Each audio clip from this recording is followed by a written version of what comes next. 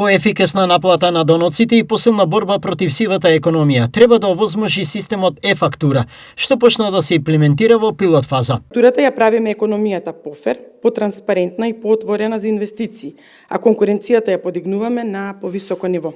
На овој начин обезбедуваме фер услови за работа и основа за одржлив економски раст, кој директно придонесува за подобрување на животниот стандард на граѓаните.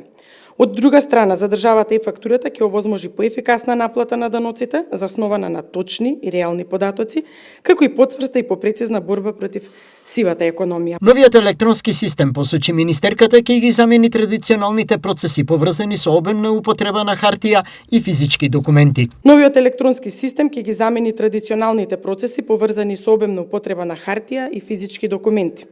Со тоа го намалуваме административниот товар и го поедноставуваме работењето на фирмите. Како што појасни директорката на Управата за јавни приходи Елена Петрова, ќе се тестира API интерфејсот за испраќање e-фактури. Тоа ќе е технички мост преку кој до фирмите брзо ќе се испраќаат и примаат автоматски. Во оваа прва фаза започнуваме со тестирање на API интерфејсот за испраќање e-фактури.